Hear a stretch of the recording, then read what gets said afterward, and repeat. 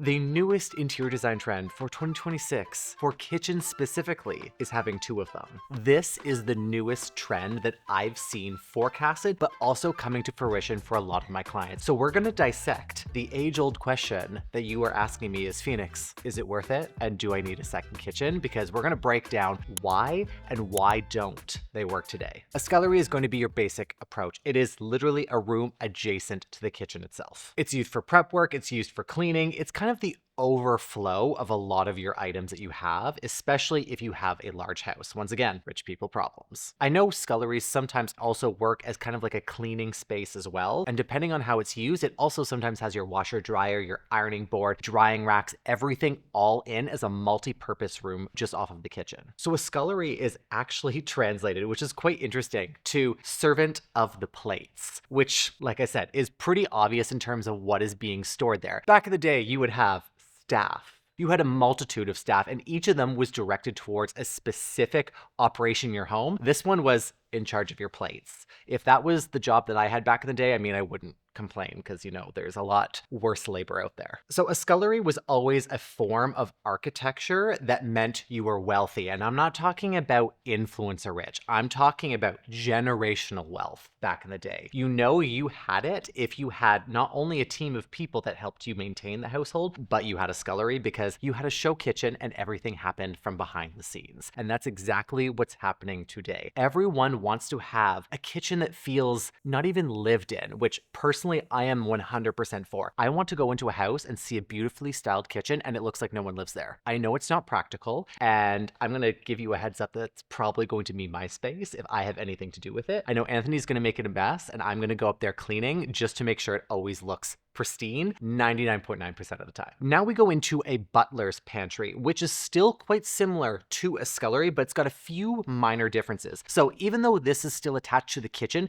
this is a transitional space between the kitchen and the dining room. So it usually has a pass through between these two areas. A butler's pantry typically does not have plumbing in comparison to a scullery as well. This is just where you have an overflow of prep space. Historically, a butler's pantry was always used for the overflow of your special china, which made it more of a display space than it did actually form and function for the prep of your kitchen. Today, a butler's pantry has transformed into, once again, like I said, a display for your items. Now, if you have the fancy china and it's out on display, I'm going to place bets that they maybe get used once every 5 years because everyone's always like, oh, we have the good china for when we have family over. And then when you have family over, no one uses the good china because it's too delicate, if we're being honest. I've never gotten into the idea of like collecting plates or fine china. For me, that doesn't do it. Like, this is something you're using on a regular basis and you should be able to enjoy it. It shouldn't just be on display. But then again, ceramics is its own form of art. If you're into that, by all means, that's just not for me. Now let's go into the actual question you want to know, is if this is actually worth it. So we have a multitude of different options for an additional space off of your kitchen. If you are in that tax bracket, here's hoping we all get there one day, and you want to have this, I think this is an excellent way to maintain your kitchen and the pristine look of it. Kitchens are the busiest part of your home. There's a reason why it's the heart of the home. It is always messy. There is stuff everywhere. This is where people congregate most of the time when you have friends over and when you're hosting. So if you have the opportunity for this hosting space to always look great, why wouldn't you? You can have that prep space behind where, you know, you're cutting, God forbid you have people that are actually hosting, and you have a team of people that are cooking and cleaning for you at the same time, which is a dream, if I'm being honest. Then you have this space that you can have the overflow. No one wants to see all of your plugged in appliances on the counter. We have turned a new leaf in kitchen design where back in the 70s and 80s, it was all about the appliances. The appliances were at the forefront of the design. They were colorful. They were impactful. You could get the matching sets. We have now transformed the kitchen into looking like a showroom. We don't want to see anything.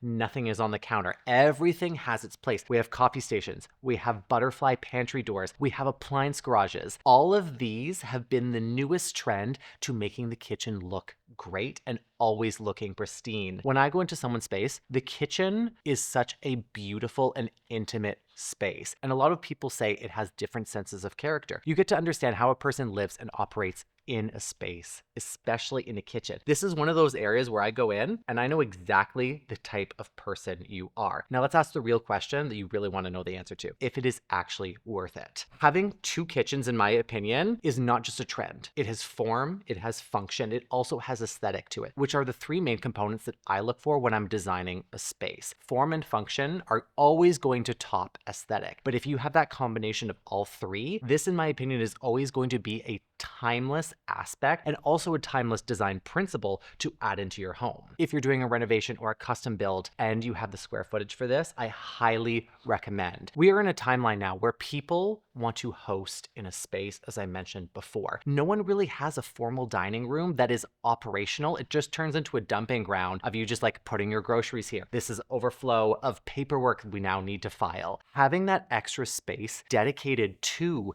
the form, function, and aesthetic of a pantry, extra storage, a butler's pantry, or even a prep kitchen overall is going to save you so much time and effort. Now, I know you're going to come for me in the comments because you're going to be like, Phoenix, I can barely afford my one kitchen. What makes you think a second one is even an option? Storage, people. The one thing that I have noticed from designing homes for clients all around the world is storage. The bigger the house, the more storage you require, because as you expand and grow into a space or a room, you fill it. You will always fill it. You will find drawers, you will find cabinets to put so much into, and it will start to overflow. This is where you go through a good purge, like once or twice a year, to actually cull a lot of these items that you don't need. But this is the secret to living in your space. You understand the operations of what you're using and what you're needing on a day-to-day basis. So you don't need to always have all of that overflow of storage, but it is definitely a huge plus. Trends will always come and go, but when it comes to successful spatial planning